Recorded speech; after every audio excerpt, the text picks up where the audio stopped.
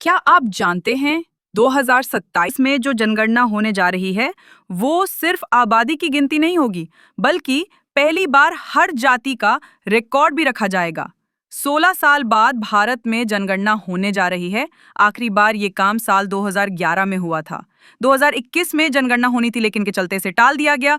अब सरकार ने घोषणा कर दी है 2027 में 2 चरणों में जनगणना कराई जाएगी।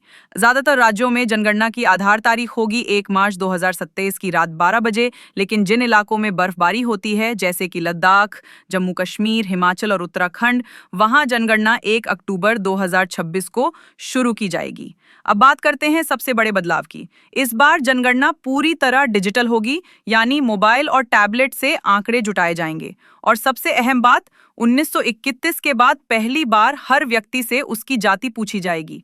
अब तक जनगणना में सिर्फ अनुसूचित जाति और जनजाति का ही डेटा लिया जाता था, लेकिन 2027 की जनगणना में हर जाति का जिक्र किया जाएगा। यानी अब हर भारतीय को अपनी जाति बताने का विकल्प मिलेगा। ये डेटा सिर्फ आंकड़ों के लिए नहीं है, बल्कि इससे जुड़ा है महिलाओं को मिलने वाला आरक्षण और देश भर में लोकसभा और विधानसभा सीटों का नया बंटवारा, जिसे कहते हैं परिसीमन। महिला आरक्षण कानून कहता है कि नई जनगणना के बाद ही महिलाओं के लिए 33% सीटों का आरक्षण लागू किया जाएगा। साथ ही नए परिसीमन में ये तय होगा कि किस राज्य को कितनी सीटें मिलेंगी। लेकिन यहाँ एक पेचीदा बात भी है। दक्षिण भारत के कई राज्य जनसंख्या के आधार पर परिसीमन के खिलाफ हैं, क्योंकि उन्होंने जनसंख्या को नियंत्रित किया है और उन्हें डर है कि सीटों की संख्या में उनका नुकसान हो सकता है। सरकार ने भरोसा दिलाया है कि हर राज्य की चिंताओं का ध्यान रखा जाएगा।